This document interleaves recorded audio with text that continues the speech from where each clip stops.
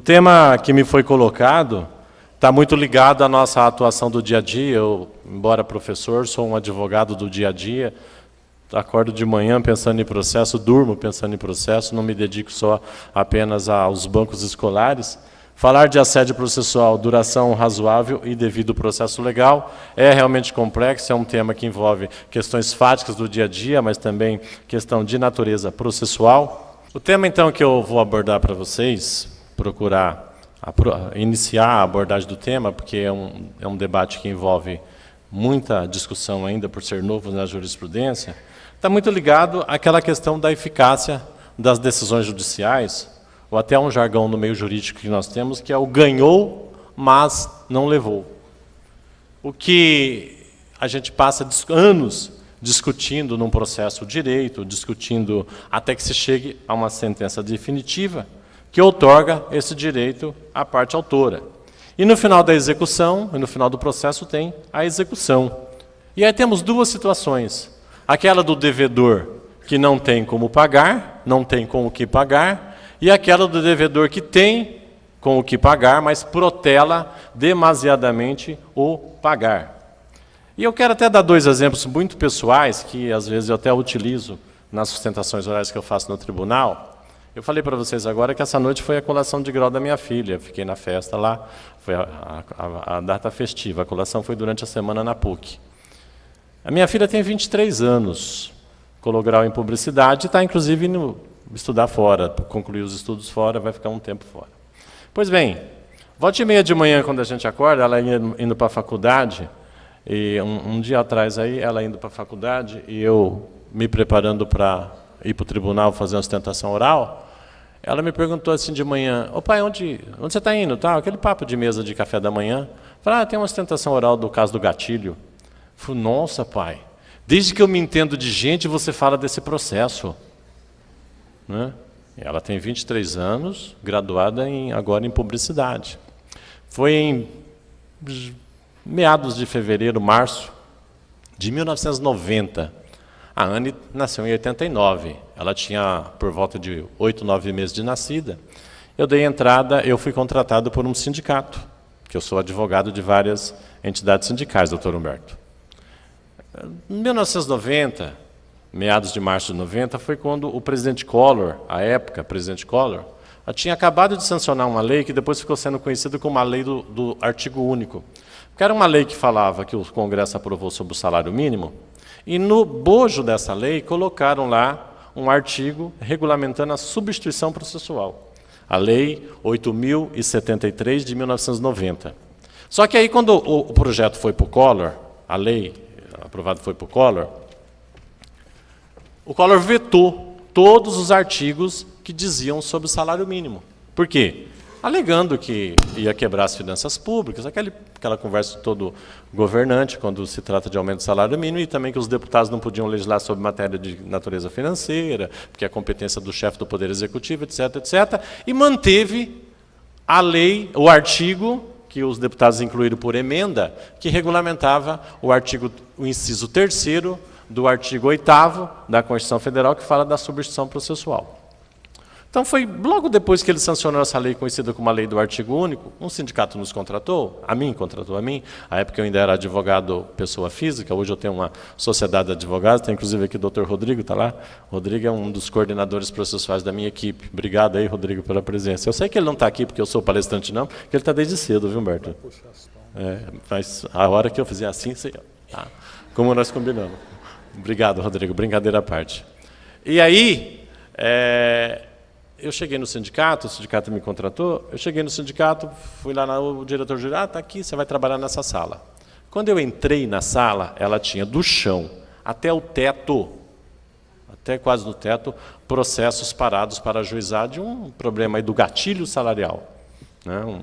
Aquela época do plano cruzado, toda vez que a inflação atingia mais de 20% ou 20%, disparava um gatilho. Pois bem, um determinado governante da categoria do governante público, acordou um dia, abriu a janela, olhou para fora, falou: eu não vou pagar esse aumento de salário para os servidores. Servidores do Estado todo. Né? Governante esse que já faleceu. E aí, protelando este pagamento, resultou numa enxurrada de processos. E eu fui um dos autores de parte dessa enxurrada de processos, exatamente porque eu cheguei nesse sindicato nesse dia, em comecinho de janeiro, eu sozinho para ajuizar algo em torno lá de 10, 12 mil ações, estavam lá a documentação. Bom, e aí o que acontece quando a gente se coloca de frente a um problema? Vamos achar uma saída para ele, a nossa função como advogados. Tinha sido aprovada, sancionada há pouco tempo aquela lei da substituição processual. Ingressei com uma ação coletiva em março de 1990. Estamos no ano de 2013. Já se passaram 23 anos. Ou seja, 9 meses após o nascimento da minha filha, que está indo morar fora, graduada em publicidade, este processo ainda está na fase da discussão do cálculo. 23 anos depois. Esse processo ainda está na fase da discussão do cálculo e, quiçá, talvez aquele cálculo seja modificado, porque nesse período houveram muitas alterações de situações de cálculo. Uma mesma situação, mais recente, mas também aberrante. No ano de 2001, ingressei com uma reclamação trabalhista contra uma rede de televisão. Né? Não é a do prédio aqui, da Gazeta, não. É uma outra. Né? Aliás, eu sou filho da casa, que eu dou aula aqui há 10 anos, nesse prédio, no 4º subsolo. Às vezes eu falo assim, daqui um pouco nós vamos chegar no Japão, né? Descendo. Você vai descendo esse prédio, você não acredita. Ele tem, acho que, 6 subsolos. O último subsolo está abaixo da linha do metrô. Né? Impressionante como é a engenharia. Então, eu dou aula aqui há 10 anos. E eu tenho um processo contra uma rede de televisão desde junho de 2001. Que neste momento está no terceiro agravo de petição, né, discutindo no tribunal. Então, essa questão do ganhou, mas nos levou, é que nos traz a discussão do assédio processual, dessa figura do assédio processual. Né? Então, paralelo com isso, o que as pessoas colocam, o que se lê, mas a parte tem o direito à ampla defesa. O que é a ampla defesa? Está lá na Constituição, no artigo 5º, inciso 55? Sim, está. Mas como essa ampla defesa pode ser exercitada, pode ser praticada? Eu tenho um jurista, um doutrinador, que a gente lê muito lá no escritório, debatemos muito a doutrina dele, que é o professor Marioni, que ele diz o seguinte: ter ampla defesa não é, evidentemente, possuir uma possibilidade de defesa que supere o limite da dimensão de participação que se deve dar ao réu para que ele possa efetivamente influir sobre o juízo e evitar que a sua esfera jurídica seja invadida de forma não adequada ou necessária. Por ampla defesa se deve entender o conteúdo de defesa necessário para que o réu possa se opor à pretensão de tutela do direito, à sentença de procedência, e à utilização de meio executivo inadequado ou excessivamente gravoso. Gente, o processo é tempo. E o tempo que você tem que levar em conta é entre o período que medeia o ajuizamento da ação e a efetivação dessa pretensão. Quando buscamos o processo, nós buscamos a pretensão da proteção do Estado. Né? Então, quem é que faz a protelação? O que é efetivamente, como se dá efetivamente a prestação jurisdicional quando nós temos esse princípio constitucional, aspas, do amplo direito de defesa? Ainda o mesmo professor Marioni, ele diz o seguinte: é preciso que se perceba que o réu pode não ter efetivo interesse em demonstrar que o autor não tem razão, mas apenas deseja manter o bem no seu patrimônio, ainda que sem razão, pelo maior tempo possível, com o que o processo pode, lamentavelmente, colaborar. O professor Cândido Rangel Dinamarco vem numa linha um pouco mais avançada e diz: processo justo é aquele que se realiza segundo os ditames da lei e dos princípios éticos que lhe estão à base, sabido que sem a observância desses referenciais fica perigosamente comprometida a probabilidade de que o exercício da jurisdição venha a produzir resultados úteis e justos. O professor Antero, o doutor Antero, que falou antes da minha palestra, é juiz do trabalho do TRT, e participa, inclusive, já foi, né, doutor Antero? E participa, inclusive, da seção de direitos coletivos, que é o setor, o setor do TRT que julga os dissídios coletivos, onde eu atuo, nosso escritório atua muito na área do direito coletivo. E participou recentemente, agora, de um julgamento de um dissídio de greve que nós ajuizamos, que nós atuamos, foi ajuizado pela parte contrária. Há uma peculiaridade, uma diferença nos dissídios, na parte trabalhista, dos dissídios coletivos, em relação aos processos de natureza ordinária, as reclamações trabalhistas de uma maneira geral. Um dissídio de greve, esse, inclusive, que o doutor Antero atuou, que julgou-se recentemente, é decidido em 60, no máximo 90 dias, um dissídio coletivo de greve. Um dissídio coletivo de natureza econômica sem greve, em torno de 6, 8 meses. Porém, não cumprida pela parte condenada a decisão do direito coletivo, você tem que entrar com ação de cumprimento. E aí é um contrassenso. As ações de cumprimento, às vezes, demoram 10, 12 anos para serem concluídas. Pode pular, Caio. Então, a questão que se coloca é essa. Assédio processual é uma novidade jurídica. Por quê? Porque ele vem sendo inserido pela jurisprudência na medida que se busca dar efetividade à tutela jurisdicional do Estado. Ou seja, reprimir as chamadas condutas inadequadas para assegurar um exercício regular de um direito. De que forma? Atuando o juiz nos limites processuais, mas evitando uma protelação desnecessária do cumprimento da decisão judicial. E olha, recentemente muito tem se falado sobre o assédio. Eu particularmente estudo e pesquiso e dou muitas palestras no departamento cultural sobre assédio moral, sobre assédio sexual. Tem, inclusive, 2 livros sobre o tema e que estão aí nas editoras, nas livrarias, né? E aí, pode pular, Caio. Vamos primeiro entender o que é o assédio, né? Qual a diferença que tem entre assédio moral e assédio processual. Então, eu fui buscar a primeira definição do mestre Aurélio, né, do dicionário Aurélio, que diz que assédio significa, entre outras coisas, insistência inoportuna junto a alguém, com perguntas, propostas e pretensões, dentre outros sintomas. Estamos falando de um assédio genérico, o assédio moral, o assédio processual, o bullying, o assédio na família, enfim, ele generalizando, o assédio é essa insistência, essa coisa inoportuna. Assediar, né?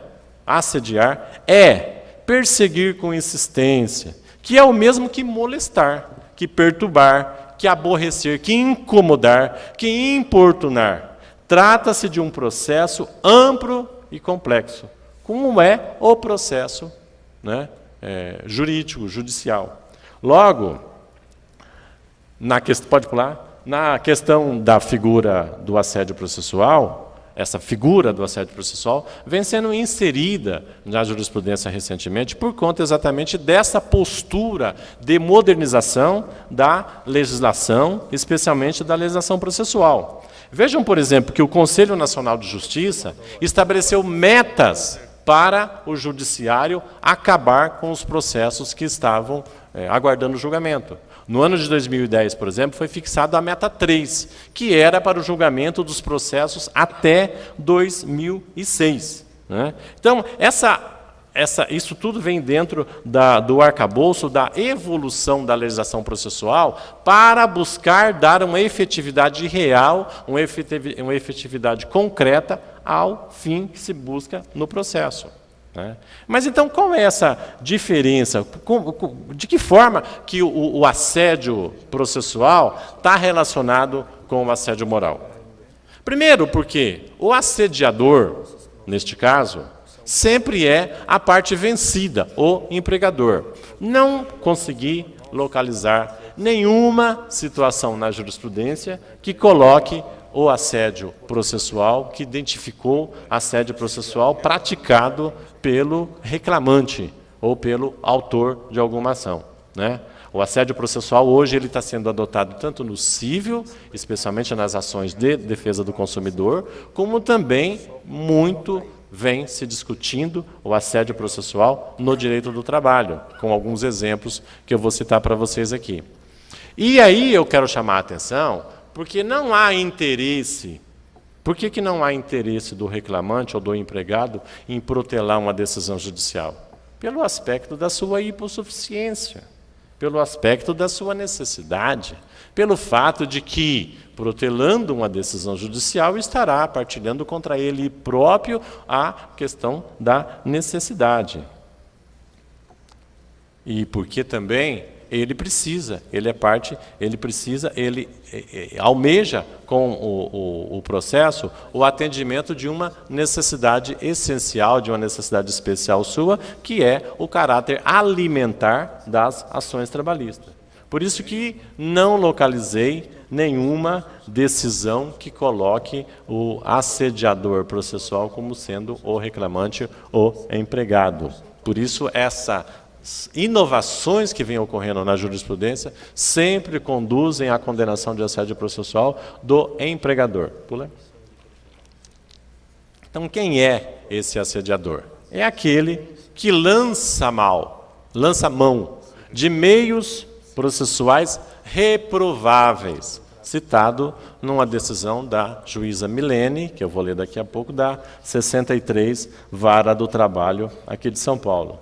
Na visão da jurisprudência, esse que se vale do assédio processual, né, ele usa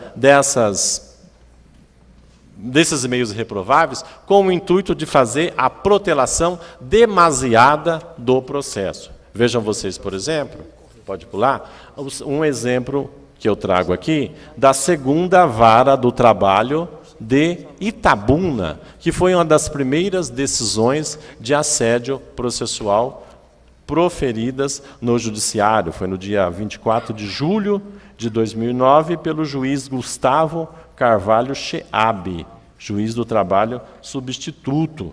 Ele condenou a Bombril, por assédio processual, a pagar uma indenização de R$15 mil para o reclamante, para o autor da ação. A ação de assédio processual foi proposta depois que se esgotaram, segundo o autor da ação, todos os meios cabíveis da Bombril de discutir processualmente a sua defesa, ou seja, de exercer o seu âmbito de defesa, e assim ela estava protelando a ação, o pagamento daquela ação. É uma ação paralela que se ajuiza fora daquela em que se prova, ou seja, o processo protelado, ele serve como prova para a protelação na nova ação que se ajuiza. É uma nova ação que se intenta, né, para buscar-se a condenação de assédio processual. Eu coloquei ali que o juiz Cheabe condenou a Bombril em R$15 mil, mas essa condenação depois foi reduzida pelo Tribunal Regional do Trabalho para R$8 mil. Vou destacar aqui alguns trechos da sentença, uma sentença muito ampla, muito bem fundamentada, que o juiz cita na apreciação do caso. O reclamante, na sua petição inicial, descreveu diversos atos processuais, incidentes processuais e ações utilizadas pela reclamada desde o ano de 2001, com o único propósito de tornar ineficaz a tutela antecipatória da obrigação de fazer e procrastinar ao máximo a execução integral do julgado, de modo a desestimular o autor a prosseguir com a lide. Estamos falando, então, de um processo idêntico àquele que eu citei, o meu pessoal, o meu processo em que eu sou advogado de um reclamante contra uma rede de televisão desde o ano de 2001.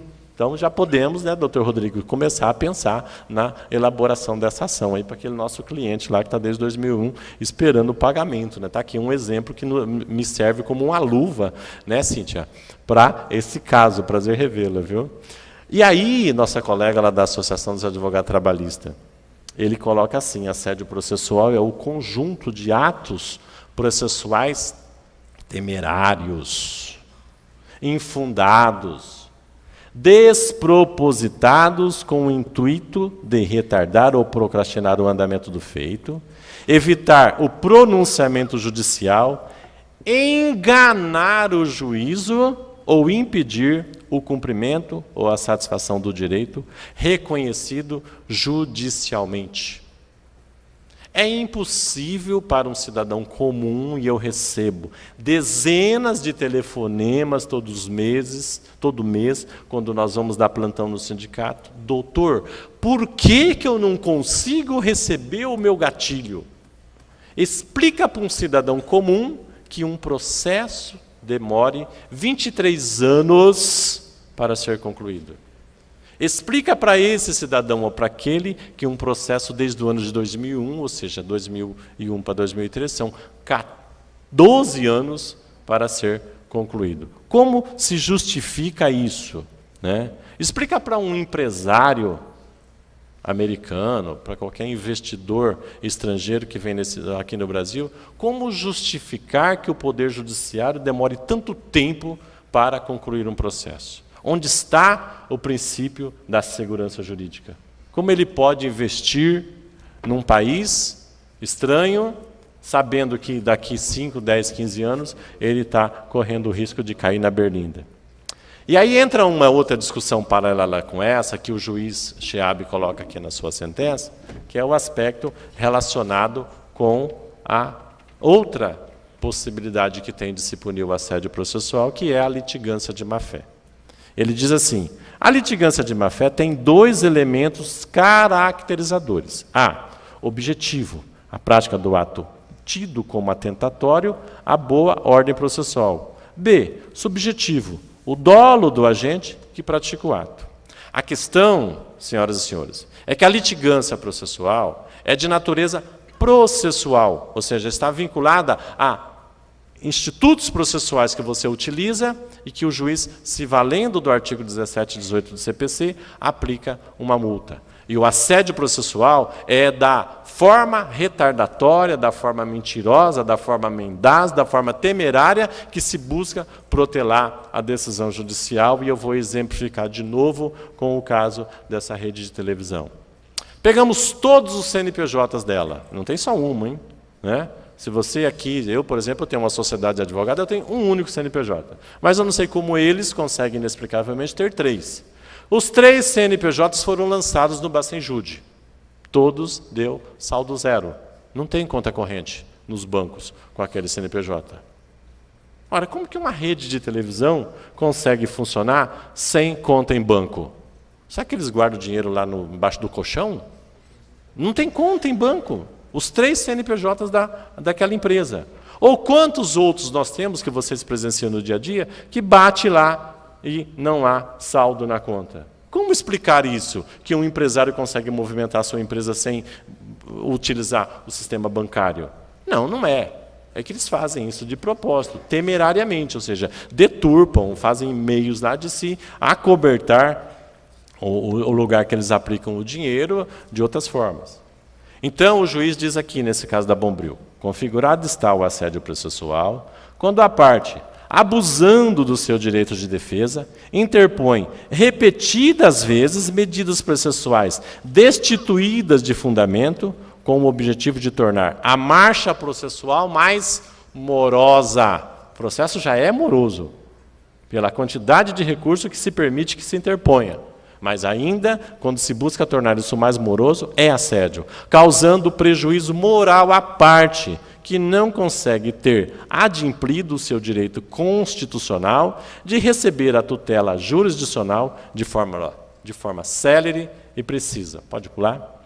Por isso que a questão que se coloca da procrastinação foi analisada também nessa decisão da doutora Milene Pereira Ramos aqui, da 63 Vara do Trabalho de São Paulo, em que ela diz: procrastinação por uma das partes no andamento de processo em qualquer uma de suas fases, negando-se a cumprir decisões judiciais, amparando-se ou não em norma processual. para interpor recursos, agravos, embargos, requerimentos de provas, petições despropositadas, procedendo de modo temerário ou provocando incidentes manifestamente infundados, tudo objetivando obstaculizar a entrega da prestação jurisdicional da parte contrária.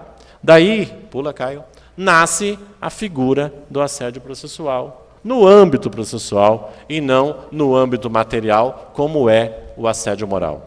Enquanto o assédio moral se discute no âmbito material, a sua caracterização pela forma violenta, pela forma temerária, pela forma agressiva com que se conduz a relação de emprego, pela violação, pela discriminação, pelo abuso do poder patronal, pelo abuso do poder empregatício, pelo abuso do que está escrito no artigo 2º da CLT, que são as incumbências que a lei confere à empresa, às empresas, que é de administrar, gerenciar e pagar a relação trabalhista. Quando se há uma exacerbação desse direito, que é o chamado poder de comando que o empregador tem, né, há o assédio moral, caracterizado na jurisprudência e por N decisões. O que não se confunde com o assédio processual. O assédio moral é figura de direito material e o assédio processual é uma figura de caráter processual, caracterizado pela, pode pular, utilização de métodos processuais reiterados de procrastinação do dever legal em detrimento da parte adversa e do benefício próprio. E aí tem as outras, pode pular, apoia as partes que eu já citei, né? Porque você, para caracterizar o assédio ou moral ou processual, você tem que buscar judicialmente a definição do ato que gerou aquilo, do ato ilícito. Né? É a mera utilização dos recursos que eu disponho que caracteriza o assédio processual? Não, é o dano que essa protelação causa à parte contrária. E o dano definido no artigo 186, 187 do Código Civil de 2002, redação renovada do antigo artigo 159 da versão do Código Civil de 1973, mas 1916, né? Então, ele vem exatamente definir, né, como parâmetro para a fixação do dano a caracterização do ato ilícito. Caracterizada a procrastinação, o modo temerário de conduta no processo, e caracterizado que aquele que faz a procrastinação está buscando intuitos, está buscando meios que estão além daquilo que a lei processual o faculta, há uma definição de dano, há uma definição de ato ilícito, que é aquilo que prevê o artigo 186 e o 187 do Código Civil. Aquele que por ação ou omissão, voluntária, negligência ou imprudência, violar direito e causar dano a outrem, ainda que exclusivamente moral, comete ato ilícito. O dano processual é uma figura do conjunto de dano moral. Por quê? Porque ele leva a um prejuízo. Também comete ato ilícito o titular de um direito. Eu sou titular do direito de recorrer. Porém, ao exercê-lo manifestamente, né, nos limites impostos pelo fim econômico, ao violar a boa-fé. O processo deve ter como regra a bonalite, né, que está lá já pregado por Carnelucci. Ou seja, as partes devem litigar em condições de igualdade. É aí que entra o papel do juiz. É aí que entra o papel do Estado. Igualar as partes na ação processual. Por isso que o direito do trabalho se baseia no artigo 8º para dar a equiparação, a hipossuficiente. O que diz o artigo 8º? Que os juízes ou os administradores, ou seja, os fiscais, enfim, as autoridades que se relacionam no campo trabalhista, podem utilizar todos os meios permitidos no direito, inclusive usos e costumes, direito internacional, prova emprestada, etc., como forma de aplicar o direito do trabalho. Ou seja, é a equiparação do princípio da hipossuficiência. Exatamente porque, ao ingressar em juízo, não tem o empregado ou reclamante todas as informações e todas as ferramentas que o permitam litigar em condição de igualdade com a parte contrária. Pula. Logo, situações em que o exercício de um direito se dá de forma desmedida, há um desvirtuamento da sua finalidade, há um prejuízo. E assim é necessário que se dê este equilíbrio quando a justiça hoje vem estabelecendo, inclusive, a forma de reparação, né? A fixação de indenizações nem sempre muda a figura do assédio que vem se cometendo, mas vem se avançando no sentido porque a parte mais dolorida do corpo humano é o bolso. E quem tem uma condenação por assédio processual, quem tem uma condenação por litigância de má-fé, começa a prestar mais atenção na forma como vai conduzir o processo. Vejam, por exemplo, aqui, eu separei duas decisões a favor e duas contra, entendendo a caracterização do assédio processual. Assédio processual ocorre quando a executada, já estamos falando de um processo que está na fase de execução, quando é executada sob o manto do direito constitucional da ampla defesa e do contraditório, utiliza dos remédios jurídicos não para prevalecer um direito que acredita existente, mas sim para protelar o andamento do feito, minando a dignidade e a autoestima do exequente. As pessoas ligam para mim e falam: doutor, quando eu vou poder receber o meu gatilho? Será que eu vou deixar para os meus netos? Né? Será que vai ficar para os meus netos isso? Né? Será que meus filhos... Eu não queria. E aí, inclusive, hoje, fazendo um parênteses aqui nessa decisão, no campo do direito público, Humberto, isso gerou uma coisa que lá na ordem a gente vem discutindo muito, que é o pessoal que compra precatório, né? Até maldosamente colegas que montaram bancas de advocacia especializadas em comprar precatório, porque a pessoa espera tanto tempo para receber e não consegue receber que ela perde o estímulo. E aí ela vende um deságio. Hoje o deságio na compra de precatório está em 70%. Sabe o que é você ter um processo de 100 mil reais e vender ele por 30? Sabe o que é você ter um processo de 10 mil reais e vender ele por 3 mil? Né? Então eu tenho, inclusive, representações, e lá na 4ª Câmara de Recursos que eu atuo lá, convidado com muita honra pela ordem, já há 11 anos, membro da 4ª Câmara de Recursos Éticos, diariamente lá nas nossas sessões a gente sempre vê lá processos em que se denuncia colegas que estão comprando precatório com deságio. Em tese, um direito deles, porque a pessoa que vende livremente, mas ela foi vítima de um assédio processual que sofreu, dado o tempo da morosidade e da protelação. Na fila de precatório do Estado de São Paulo, temos, lá na nossa associação, nós temos uma associação, né? Eu atuo na área pública e também na área privada. E na área pública nós temos uma associação que chama MADECA, Movimento dos Advogados dos Credores da Administração, né? Que é presidida pelo nosso colega Felipe, tem lá o nosso companheiro Marcelo Lobo, né? Conselheiro da ordem, que faz parte, inclusive, da comissão de precatórios da OAB, que está lá sempre pressionando o governador para pagar. Não só aqui, em outros estados tem esse movimento. O estado de São Paulo deve 12 bilhões em precatório. Há 10 anos que a fila está aí andando a passos de tartaruga. Ou seja, se você tiver uma dívida para ser paga aí da Casas Bahia, daquela televisão que você comprou lá parcelada, e você não pagar, no dia seguinte teu nome está no SPC, eles vão lá e tomam a sua televisão. Mas o governo não paga e não acontece nada. Há 10 anos que a fila de precatório está se arrastando. E aí o pessoal vai lá e compra os precatórios, porque as pessoas não conseguem esperar tanto. Querem maior exemplo de assédio processual que esse? E aí, continuando aqui a decisão. Então, fere a autoestima do exequente. Essa prática perversa deve ser, de pronto, coibida pelo Poder Judiciário, porque, além de violar o princípio constitucional da duração razoável do processo, vou falar sobre isso já, previsto no artigo 5º, inciso 78 da Constituição, causa prejuízos à parte contrária, assim como contribui para o assoberbamento de serviço nos tribunais.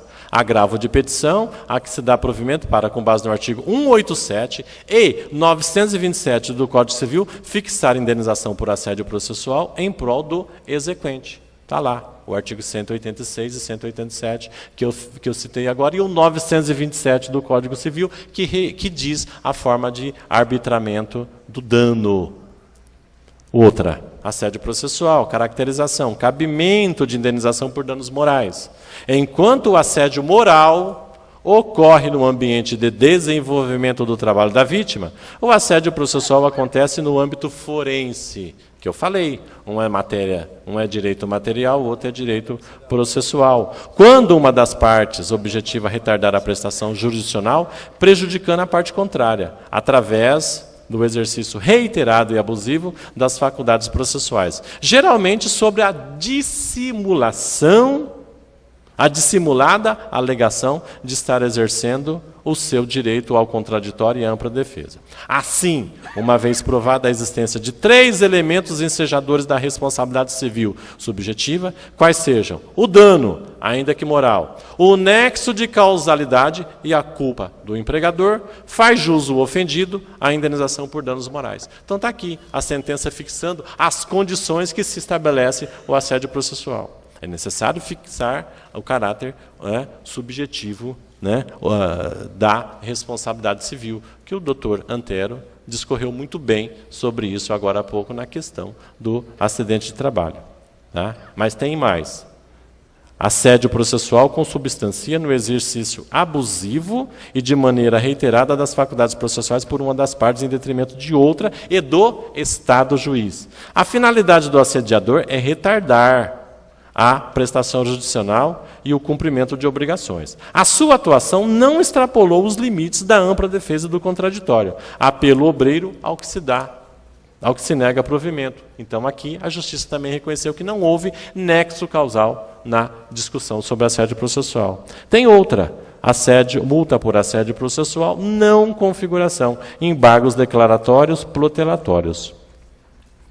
Não havendo a figura da reiteração, cabível apenas a sanção específica para os casos em que se detecta o caráter meramente protelatório dos embargos declaratórios. Eu separei, essas 2 decisões são de tribunais de fora, mas eu separei daqui também uma decisão do TRT de São Paulo, da desembargadora Jane Granzotto, que é do nosso tribunal aqui de São Paulo. Já eu cito para vocês ela. Podemos pular? Então, vejam bem, há um contraponto nisso, que é a questão da garantia do acesso à justiça. Essa garantia do acesso à justiça está vinculada a este princípio estabelecido no artigo 5º da Constituição. Mas de nada vale garantir esses mecanismos, porque se houver um patrocínio doentio, uma exacerbação, uma utilização demasiada desses meios processuais. Pode pular? Logo, a garantia de acesso à justiça não pode se tornar, então, uma utopia. Você não pode achar que utilizar os meios processuais adequados, de forma reiterada e demasiada, levar o processo a um sonho. E aqui eu repito aquilo que a minha filha, que é leiga, fala para mim várias vezes no café da manhã. Pai, desde que eu me entendo por gente, você só fala desse processo do gatilho? Porque eu brinco com ela. O dia que eu receber esse precatório do gatilho, eu me aposento. Eu espero que isso aconteça. Mas é a pura realidade. Pai, eu, desde que me entendo por gente, você só fala desse processo. Me vem, inclusive, à memória aquela história daquele filho, Humberto, que o pai se graduou na faculdade, e o pai levou ele para trabalhar no escritório, Ô filho, vem cá, você acabou de tirar o AB, recebeu lá das mãos do doutor Humberto a sua carteira. É carteira, não é carteirinha, Humberto? Carteirinha quem tem é estudante, do Palmeiras, Quem tem carteirinha é palmeirense. Nós temos carteira. Então, filho, você acabou de receber sua carteira, vem trabalhar aqui no escritório. Aí vai o moleque lá e tal, entra no arquivo, começa a pegar os processos e tal. Um mês depois, ele chegou para o pai e falou assim, pai, sabe aquele processo de inventário? Estava lá na gaveta do escritório, lá do arquivo, cheio de tal. Então, eu resolvi, acabei com ele. E está tudo certo, tudo resolvido. Nosso cliente vai gostar. E o pai falou, seu ingrato, foi esse processo que pagou sua faculdade. Mas não é essa a questão. A questão é que, quando há o assédio processual, há uma conivência desses manejos processuais infundado. Ou seja, é o tal do quem cala consente também, né? Se a gente permitir, se a gente aceitar que essa protelação seja justificada com uma garantia de acesso à justiça, nós nunca vamos resolver este problema, que é a falta de efetividade do Estado juiz. Por isso é que eu pergunto para vocês, os fins justificam os meios? O fato de você ter a garantia do amplo direito de defesa, a garantia do acesso à justiça e a utilização dos meios processuais inerentes à defesa podem levar à conclusão de que você pode utilizar o processo da forma que achar melhor? Onde entra o nosso papel como operadores do direito? Onde entra o nosso papel, a nossa obrigação ética? É muito comum, lá na Câmara, a gente receber ofícios dos juízes informando que advogado X ou Y praticou medidas processuais infundadas, atuou contra a violação literal de lei, praticou atos processuais que ele entende que são passíveis de uma representação na ordem e é instaurado um processo contra o colega. Qual é o nosso papel também como operadores do direito? Por que a Constituinte ou os constituintes fizeram questão de colocar no artigo 133 da Constituição o papel da importância que deu aos advogados e à OAB, né? Como parte integrante da justiça, como parte essencial e importante? Nós temos um papel, não apenas como cidadão, como operador do direito, mas nós temos um papel de levar ao cliente, de levar ao judiciário, né, a verdade da lei, a verdade do direito e a verdade processual. A insistência da protelação, a utilização desses meios descabíveis, pode, se comprovado uma participação, uma má-fé do advogado, pode sim ser objeto de representação também, como já tivemos casos lá recebidos na ordem, né? Então, veja bem, o professor Marione, ele coloca inclusive assim, o sistema processual deve ser capaz de racionalizar a distribuição do tempo no processo e inibir as defesas abusivas. Quem faz a defesa é o profissional do direito. Até que ponto não estamos abusando desse direito de defesa? Que são considerados por alguns, até mesmo, direito do réu, que não tem razão. A defesa é direito nos limites em que é exercida de forma razoável, ou nos limites em que não retarda indevidamente a realização do direito do autor. O direito à defesa, assim como o direito à tempestividade da tutela jurisdicional, são direitos constitucionalmente tutelados. Todos sabem, de fato, que o direito de acesso à justiça, garantido pelo artigo 5º, 35 da Constituição, não quer dizer apenas que todos têm direito de ir a juízo, mas também quer significar que todos têm direito à tutela jurisdicional efetiva, adequada e tempestiva. Aí a minha filha pergunta para mim, pai, esse processo nunca acaba? Desde que eu me entendo por gente, eu ouço você falar disso, e eu não sei responder para ela por que esse processo não acaba. Eu não sei mais o que dizer para ela por que esse processo não acaba. Não é só porque o governador não quer pagar precatório, não. É porque tem todo um conjunto de situações que levou um processo a demorar 23 anos. Né? E aí, essa que é a questão que se coloca. Pode pular? Pula essa próxima que eu já falei. Pode pular, Caio? Pode mais uma? Então, a questão que se coloca, que eu pergunto para vocês é essa. Parte no processo, estou impedido de exaurir as faculdades processuais disponíveis em defesa do meu cliente? O que são esses limites de razoabilidade do exercício daquele direito que eu quero tanto buscar? E o tiro não pode sair pela culatra, como eu já demonstrei aqui nessas decisões, né? Como explicar depois? Como talvez esse advogado da Bombril vai explicar depois para a Bombril que ela levou uma condenação de 15 ou de 8 mil porque ele usou dos meios de ampla defesa. Então aí entra a questão da discussão do que é a nossa... Pode pular a próxima? Né? A próxima? A próxima? Mais? Ok. Então que nós vivemos um Estado de Direito. E o processo deve ser trabalhado dentro do critério da proatividade. Ou seja, você não pode utilizar o processo, né, como forma de benefício temerário desse Estado do Direito. Logo, o que se coloca então é isso. Embora exista no artigo 5º da Constituição o direito à duração razoável do processo, esta duração razoável do processo vem a cada dia mais sendo encarada pela jurisprudência, como eu coloquei aqui para vocês, como uma forma em que o Estado deve agir com mais rigor.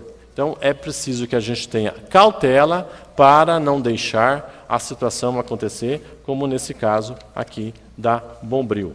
Pois bem, então assim, procurando abordar para vocês esses tópicos, eu vou inclusive encerrar aqui citando uma jurisprudência de um outro campo que nós atuamos lá no escritório, que é a questão da terceirização.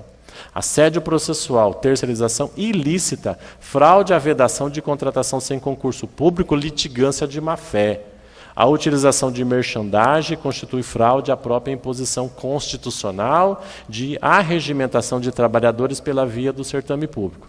Na verdade, há dois ilícitos praticados. O primeiro de ordem constitucional e o outro de ordem infraconstitucional ao perpetrar terceirização ilegal. Nessa ordem de ideias, a alegação da Caixa Econômica Federal constitui verdadeiro assédio processual, pois se vale de patente desvio hermenêutico para descumprir a Constituição da República. A prática do assédio processual deve ser rechaçada com toda a energia pelo Judiciário.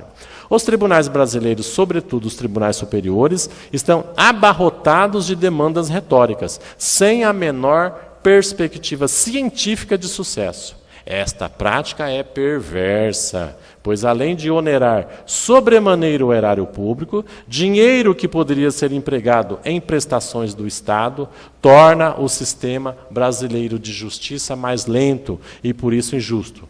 Não foi por outro motivo que a duração razoável do processo teve de ser guindado ao nível constitucional. Os advogados, aqui eu chamo a atenção desse tópico que eu falei para vocês agora há pouco, os advogados públicos e privados, juntamente com os administradores e gestores, têm o dever de se guiar pela ética material no processo. A ética formal já não mais atende os preceitos constitucionais do devido, eficaz e célere processo legal.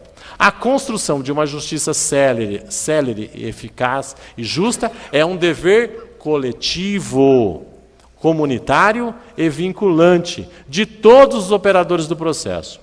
A legitimação para o processo impõe o ônus público da lealdade processual, lealdade que transcende em muito a simples ética formal, pois desafia uma atitude de dignidade e fidelidade material aos argumentos.